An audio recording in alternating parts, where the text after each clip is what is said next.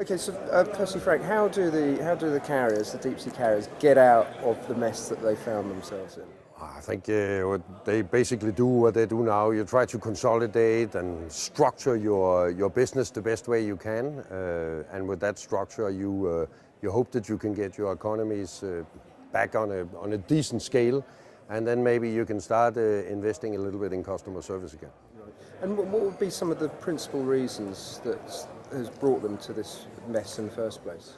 Well, in my opinion, it has been an approach to the business that they are in from a very bean counter in a bean counter perspective. You've looked extremely much on the filling rates and how much asset utilization you have, and you totally forgot the commercial acumen of selling goods and selling services to people who need them. So is it a question of there's not the same expertise amongst staff? Yes. Can you expand on that? Yeah, I don't think there's the same expertise, because in the professionalism of shipping that you have done, where you're taking a lot of well-educated people in to optimize systems, being that IT or business processes. And in that process, you forgot about the whole kaufmanship or the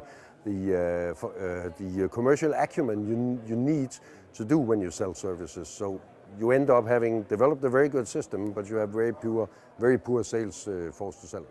And is that principally a result of the great sort of recession that began in 2009, or had that process started before that? No, it started before. The distance between the selling of goods into commoditizing, containerization started way before that. It started, in my mind, about 2005, 2006. Right, okay. You're now working for NileDutch. Yes. A niche carrier. A niche carrier. Focused on West Africa. How does a carrier like that defend itself against the encroachment of the mainline operators looking for markets? It's very difficult to defend ourselves because we are having competitors that are big and mighty and are not bad in what they're doing at all. And the only way we can do it is by having a better customer service, being closer to our clients, and of course trying to optimize as much on our cost as we can, but of course not having the economy of scale of our competitors. Is there some sense that one needs to diversify the sort of menu of services you offer shippers?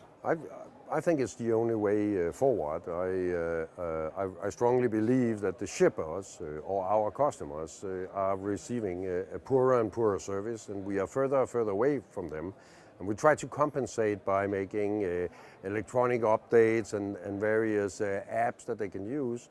While I see, at least in our trade, many people, they need to talk to people who understand what is happening and who can take them hand by hand through it.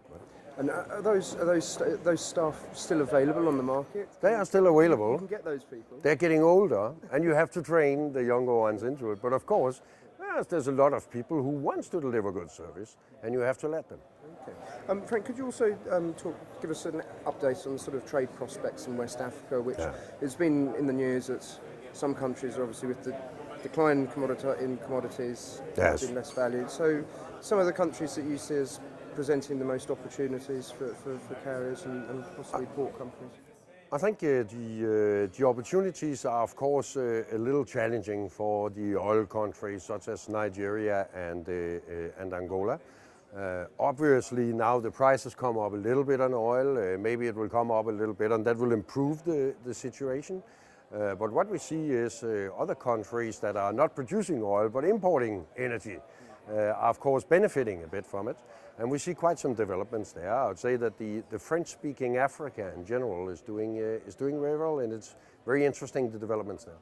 And what are the challenges in terms of sort of hinterland connections and getting cargo out into the... It's very expensive and grotesquely, of course, in today's market, the last bit of transport from the port and into the hinterland, whether that's short or long, is tremendously much more expensive than it is to take your cargo from China to Africa or North Europe to Africa.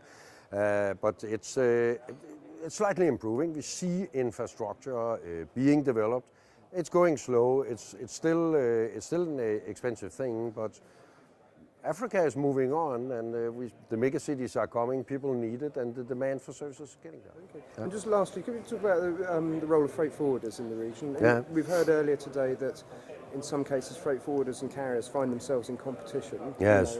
Yeah. How does that dynamic work in West Africa? Well, I think you have a certain number of freight forwarders, but freight forwarding in Africa is also a specialist knowledge. It is much more complicated than it is in many other more developed countries. There's much more risk involved, and the rewards can be good, but they can also be wiped away very fast. Sorry. But what I see is we have a good dialogue with people there. We have a good cooperation, and I see it as a strong link. Great. Okay. Thanks very much. Thank you. Thank you.